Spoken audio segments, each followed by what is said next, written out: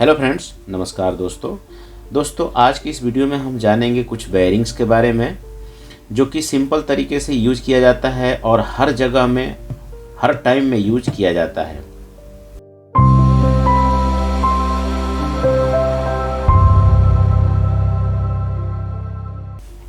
यहाँ पर 3 टाइप्स का मैंने बेयरिंग लिया हुआ है।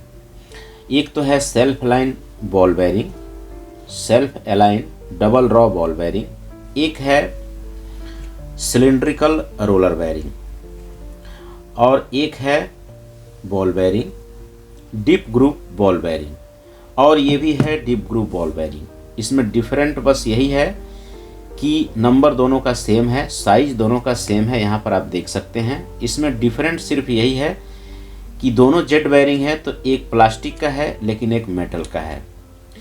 तो ये मेटल का और प्लास्टिक का क्यों है इसके बारे में समझेंगे। इसका टेम्परेचर कितना जाता है रनिंग में और इसका कितना जाता है इसको भी जानेंगे, और इसको फिक्स करने के लिए टेम्परेचर कितना दिया जाता है ये भी हम जानेंगे, और इसको ओपन करके भी देखेंगे कि यहाँ पर जो हमारा इनर रेस रोटेट होता है तो आउटर रेस के साथ हमारा जेड यानी कि इसका जो सील है वो रोटेट होता है, क्यों ऐसा, तो इसके बारे में हम जानेंगे। इसको ओपन करके भी देखेंगे और समझेंगे कि आखिर ये इनर रेस में ही टच क्यों नहीं होता, क्यों ये आउटर रेस में फिक्स होता है, जबकि दोनों बेयरिंग में सेम है। इस बेयरिंग में भी यही कंडीशन है, ये आउटर रेस में फिक्स है और इस बेयरिंग में भी आउटर रेस में ये सील फिक्स है, इनर रेस में क्यों नहीं फिक्स है, इसके बारे में हम जानेंगे और अच्छी तरह से समझेंगे। उसके बाद ये है हमारा self align double raw ball bearing. तो इसको कहाँ पर यूज होता है, क्यों यूज होता है, इसको फिक्स करने के लिए टेम्परेचर कितना होना चाहिए इसके बारे में जानेंगे, और ये कहाँ पर यूज होता है, क्यों सेल्फ अलाइन नाम इसका दिया गया है तो इसके बारे में हम जानेंगे। और ये है सिलिंड्रिकल रोलर बेयरिंग। इसमें अगर आप देखेंगे तो ये बेयरिंग अपने आप निकलता है और ये फिक्स हो जाता है। आप देख सकते हैं यहाँ पर ये हमने बेयरिंग को निकाला और फिर से इसमें हमने फिक्स कर दिया। तो क्या ये बेयरिंग सही है, हर जगह पर ये बेयरिंग यूज किया जा सकता है और कहाँ पर यूज होता है, अगर यूज भी होता है तो कहाँ पर यूज होता है, किस लिए यूज होता है, इसके बारे में समझेंगे। ये सिलिंड्रिकल रोलर बेयरिंग है, ये आप दोनों साइड से किधर भी इसको ओपन कर सकते हैं बिल्कुल आसान तरीके से। इसमें भी केज होता है नॉर्मली जो सभी बेयरिंगों में होता है, और इसमें भी इनर रेस आउटर रेस होता है, और इसमें भी सील्ड बेयरिंग इसमें सील्ड बेयरिंग नहीं आता है, ये जब भी आता है ओपन बेयरिंग आता है। इसका लुब्रिकेशन कैसे होता है इसके बारे में समझेंगे। तो एक एक बेयरिंग को हम समझ लेते हैं। तो सबसे पहले इसको हम समझते हैं। इस बेयरिंग को यूज किया जाता है वहाँ पर एक्सियल लोड बिल्कुल नहीं होता है, जहाँ पर हमारा एक्सियल लोड बिल्कुल नहीं होता है वहाँ पर ये बेयरिंग यूज किया जाता है। इस बेयरिंग का नंबर चेंज हो जाता है डीप ग्रूव बॉल बेयरिंग के अलावा। इस बेयरिंग का नंबर आप देख सकते हैं 9A5244 इस बेयरिंग का नंबर है।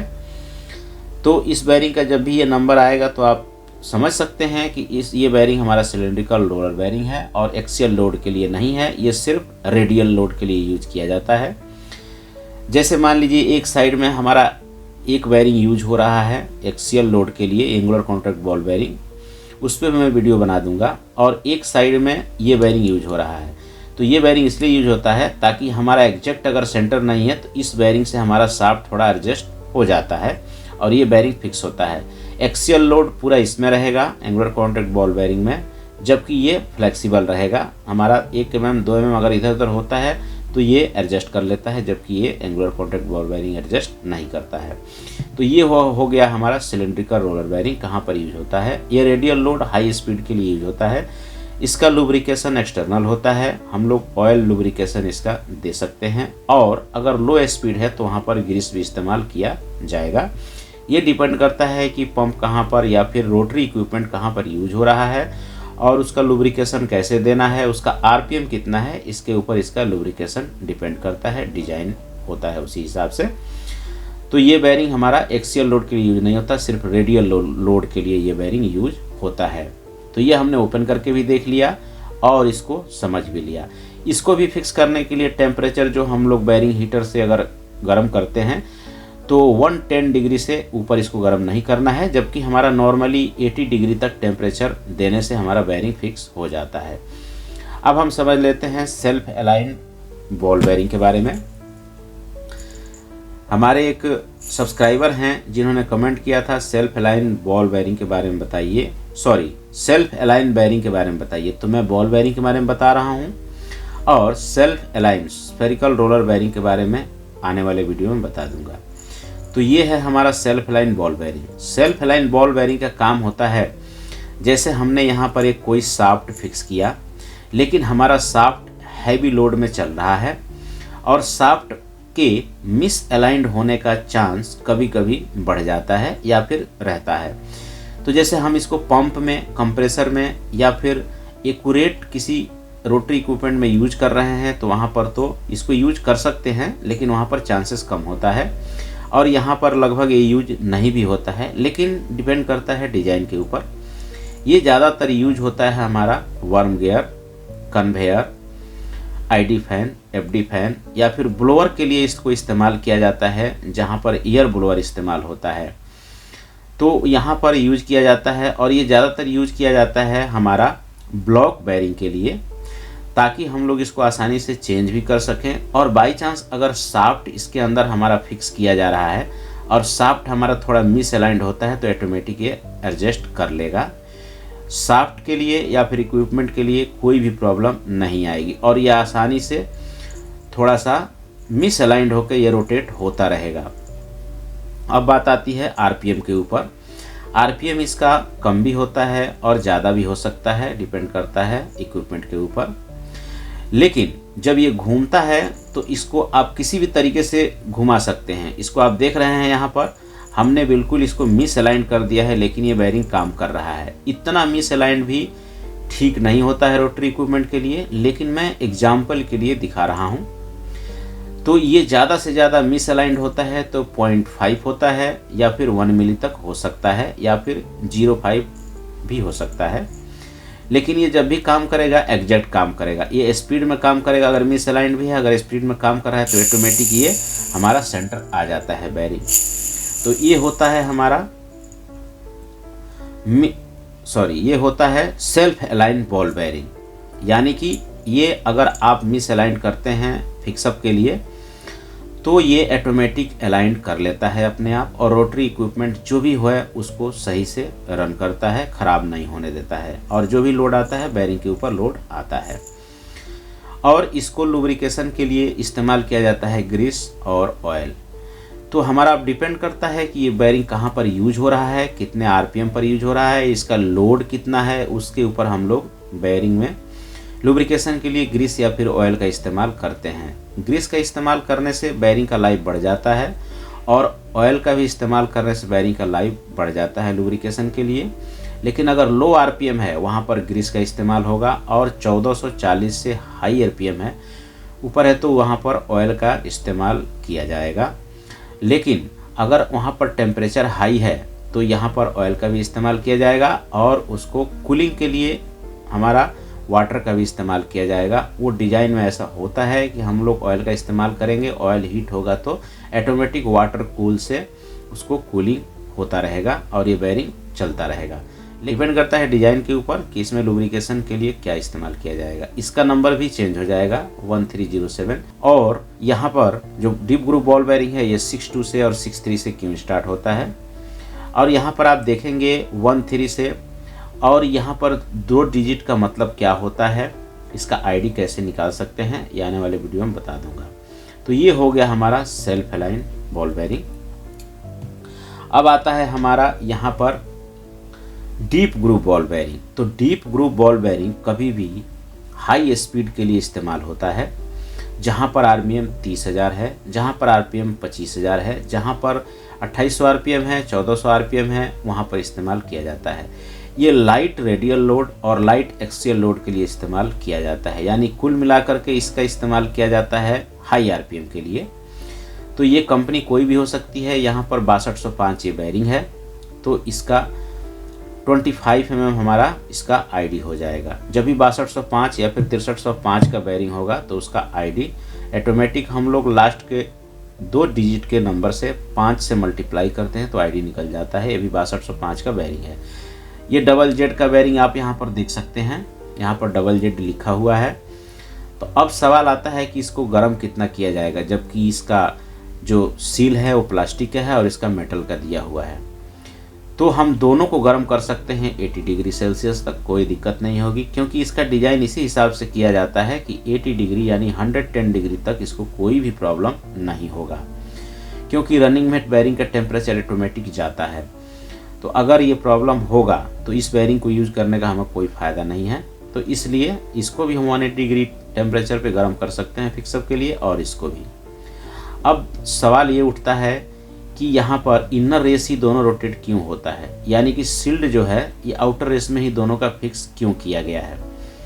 तो जब भी ये बेरिंग हाई आरपीएम पे रोटेट होता है तो इसके अंदर कंपनी के तरफ से लुब्रिकेशन दिया जाता है, यानी कि कंपनी तरफ से इसके अंदर ग्रीस दिया जाता है, जो कि जब तक ये बेरिंग चलता है तब तक ऑटोमेटिक ग्रीसिंग होता रहता है और उसी ग्रीस के हिसाब से ये काम करता रहता है। जब बेरिंग ख़राब होता है तो डायरेक्ट बेरिंग को चेंज कर दिया जाता है। कभी कभी डिजाइन में एक साइड का सील्ड निकाल करके हम लोग एक्सटर्नल लुब्रिकेशन के लिए ऑयल या फिर ग्रीस का इस्तेमाल करते हैं। तो मोटर में ही इसका इस्तेमाल किया जाता है। जहाँ पर हम लोग एक्सटर्नल लुब्रिकेशन नहीं दे सकते हैं वहाँ पर ज़्यादातर ये बेरिंग यूज होता है। अब हम इसको ओपन करके देखेंगे और फिक्स करके देखेंगे कि कैसे ये बेरिंग काम करता है और इसके अंदर क्या फंक्शन है। जैसे हमने दोनों बेरिंग ओपन करके देख लिया तो इसको भी हम देख लेंगे। उससे पहले हम जान लेंगे कि यहाँ पर एक और बेरिंग मैं ला के रखा हूँ, जो कि ये फ्रिक्शनल बेरिंग है और ये एंटी फ्रिक्शनल बेरिंग है। एंटी फ्रिक्शनल में बॉल और रोलर बेरिंग आते हैं, जबकि फ्रिक्शनल बेरिंग में बुश और जर्नल बेरिंग आते हैं। तो ये बुश बेरिंग है जो कि एक फ्रिक्शनल बेरिंग है। इसके बारे में भी हम लोग समझ लेंगे। तो पहले इसको ओपन करके हम देख लेते हैं। इसको ओपन करने के लिए मैंने यहाँ एक स्क्रू ड्राइवर का इस्तेमाल किया है, जो कि आप देख सकते हैं। ये बिल्कुल बारीक और पतला होना चाहिए। आप किसी भी स्क्रू ड्राइवर का इस्तेमाल करेंगे, लेकिन इसका जो आगे का धार है वो बिल्कुल पतला होना चाहिए। तो इसको निकालने के लिए सिंपली आप यहाँ पर प्रेस करेंगे और इसको जब ऊपर की साइड अप करेंगे तो ये बेरिंग ऑटोमेटिक ओपन हो जाता है। उसके बाद आप यहाँ पर थोड़ा सा प्रेस करेंगे, उसके बाद इसको साइड में स्लाइड करेंगे तो ये बेरिंग ओपन हो जाएगा। और ये आप यहाँ पर देख सकते हैं, इसमें एक्सटर्नल लुब्रिकेशन के लिए ग्रीस ऑलरेडी दिया हुआ है, जबकि बाहर से इसमें सील्ड है, नहीं दे सकते हैं। तो इस तरीके से ये जो हमारा सील्ड है वो सिर्फ बाहर की साइड फिक्स होता है, अंदर की साइड फिक्स नहीं होता, अंदर की साइड फ्री रहता है। तो जब ये रोटेट होता है, तो जब हाई आरपीएम पे रोटेट होता है तो ये जो इसके अंदर ग्रीस होता है लुब्रिकेशन के लिए जो दिया जाता है, वो सेंट्रीफ्यूगल फोर्स के कारण ये लुब्रिकेशन का जो ग्रीस है वो बाहर की साइड आ जाता है पूरा। तो अगर इसको हम बाहर की साइड से फिक्स नहीं करेंगे तो ये पूरा ग्रीस बाहर की साइड आ करके ये बाहर निकल जाता है। इसलिए बाहर से सील्ड किया जाता है और अंदर से फ्री कर दिया जाता है। अंदर से अगर फ्री रहेगा तो कोई भी प्रॉब्लम नहीं होगी, क्योंकि जब भी ये रोटेट होगा हाई आरपीएम पे तो सेंट्रीफ्यूगल फोर्स के कारण ग्रीस बाहर की साइड जाएगा, तो अंदर से लीक होने का कोई भी चांस नहीं रहेगा। इसलिए जब भी सील होता है तो बेरिंग का सील्ड बाहर की साइड से इसको फिक्स किया जाता है। और इसमें ग्रू बना हुआ है, इसमें भी ग्रू बना हुआ है और बेरिंग के अंदर भी ग्रू बना हुआ है, जो कि आसानी से फिक्स हो जाता है। करके देख लेते हैं। ये देख सकते हैं आप, ये बेरिंग बिल्कुल आसानी से फिक्स हो गया। तो इसको हम ग्रीस चेंज भी कर सकते हैं, जबकि ये बेरिंग बिल्कुल सही है, कोई भी दिक्कत नहीं है बेरिंग में। बेरिंग बिल्कुल फर्स्ट क्लास घूम रहा है। उसके बाद यहाँ पर आपको देखना है, यहाँ पर आपको थोड़ा सा प्रेस करके, इसके अंदर भी एक ग्रूव है, इसको भी हम लोग प्रेस करके डिजाइन में अंदर की तरफ प्रेस कर देंगे।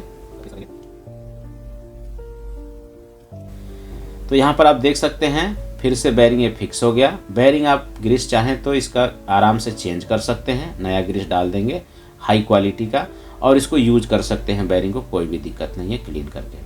अब इसको ओपन करके हम देख लेते हैं। ये तो हो गया प्लास्टिक का सील्ड वाला। अब ये हम मेटल वाले डबल जेट बेरिंग को ओपन करके देखेंगे। इसके लिए भी आप अंदर साइड में यहाँ पर स्क्रू ड्राइवर या कोई भी नुकीला चीज़ आप इस्तेमाल करेंगे ओपन करने के लिए।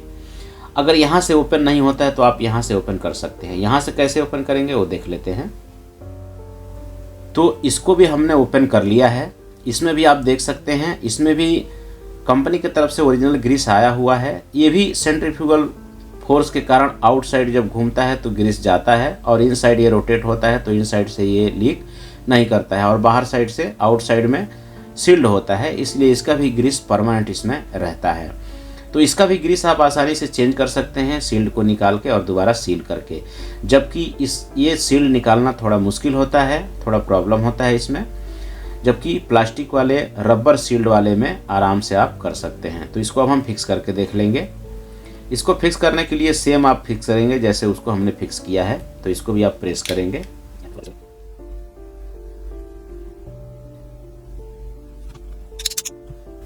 ये साइड फिक्स करने के लिए आप किसी ग्रिप प्लायर का, कटिंग प्लायर का, नोज प्लायर का या फिर वाइस का इस्तेमाल कर सकते हैं और बिल्कुल आसानी से इसको प्रेस करके फिक्स कर सकते हैं। हमने निकाला है, यहाँ पर थोड़ा से यहाँ पर डेंट आ गया है, लेकिन इसको हम सही कर सकते हैं। यहाँ पर आप देख सकते हैं दोबारा से इसको फिक्स कर दिया गया है और इसमें कोई भी प्रॉब्लम नहीं है, कोई भी डेंट नहीं है। थोड़ा सा डेंट है, इसको कोई प्रॉब्लम नहीं होगा बेयरिंग को। और ये जब भी रोटेट होगा तो आप देख सकते हैं आउटर रेस के साथ ही रोटेट होगा, इनर रेस के साथ रोटेट नहीं होगा, इनर रेस के साथ फ्री रहेगा। अगर ये थोड़ा भी टच होता है इनर रेस के साथ तो यहाँ पर गर्म होगा बेयरिंग और हीट होकर बेयरिंग खराब हो जाएगा। तो इस तरीके से आप समझ सकते हैं ये डीप ग्रूव बॉल बेयरिंग है, ये कितने आरपीएम की यूज होता है। तो इस तरह से हमारे कुछ बेयरिंग्स हैं। बाकी जो बेयरिंग बचे हुए हैं इस पे आने वाले समय में वीडियो बना दूंगा। तो अगर बेयरिंग के बारे में थोड़ा भी समझ में आया हो तो वीडियो को लाइक करें, शेयर करें, और अगर आपके मन में कोई क्वेश्चन है तो आप कमेंट कर सकते हैं। Thank you.